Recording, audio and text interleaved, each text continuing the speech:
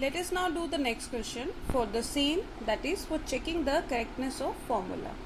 Here the formula is h is equal to 2 sigma cos theta upon r square dg. This formula is given to us, where h is the height, sigma is the surface tension, theta is the angle, r is the radius, d is the density and g is the acceleration due to gravity.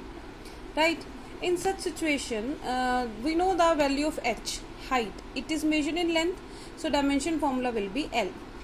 Angle theta is dimensionless variable, so we will not put any of the dimension formula for this.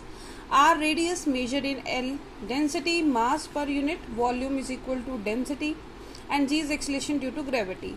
And sigma, which is the surface tension, it is given by the formula force per unit length. So we need to calculate this dimension formula for this first.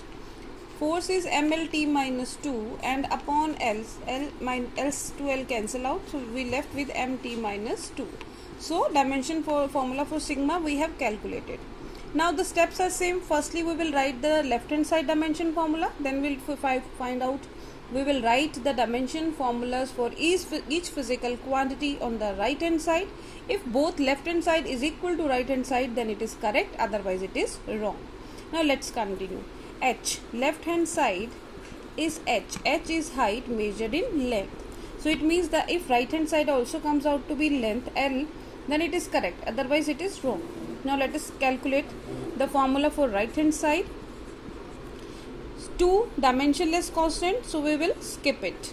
Sigma surface tension we have just calculated, mt minus 2. So this is mt minus 2, right? Cos theta represent the angle, so we will skip it because it is a dimensionless variable. As we have studied this is arc upon radius, so length to length cancel out, and this is dimensionless. R square is length square, d is density, which is mass per unit volume, right? And acceleration due to gravity is lt minus 2.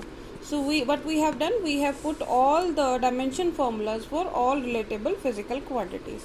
Now let us solve this. This L square will cancel out with this L, and the left one L is cut out with this, and this M will cut out with this, and we are left with here t minus 2 is upward, and this t will go up.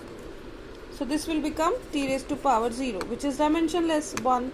So since left hand side is not equal to right hand side, so this is incorrect formula. Incorrect formula. I hope this is clear to everyone. Next kind of question to check the correctness of formula is this type. The dimensions of angular momentum upon magnetic momentum are ma minus 1 t minus 1. Is it correct? First of all, we should know about angular momentum and magnetic moment. In this chapter, we will study various formulas that are related to your 11th as well as to your 12th. So we will follow the numerical formulas only and then put the values of dimension formula and find out the value. Now angular momentum. About angular momentum, we will study in our 5th unit, that is rotational motion or rigid bodies chapter. So angular momentum is given by the formula I omega, where I is known as moment of inertia, which is equal to I is equal to mr square, and omega is angular velocity, which is given by theta by t. So putting these values, I is equal to ml square for I, the dimension formula is ml square, and for omega is 1 upon t, as theta is dimensionless. So the formula will become ml2 t minus 1. So angular momentum, this is the formula for angular momentum. Now let us calculate the dimension formula for magnetic moment. Magnetic moment is given by magnetic moment.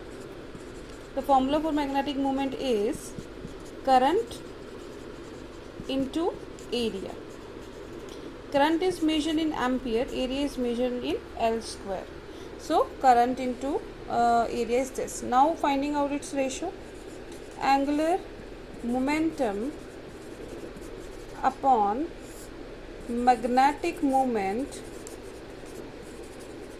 is equal to ml2 t minus 1 upon al2.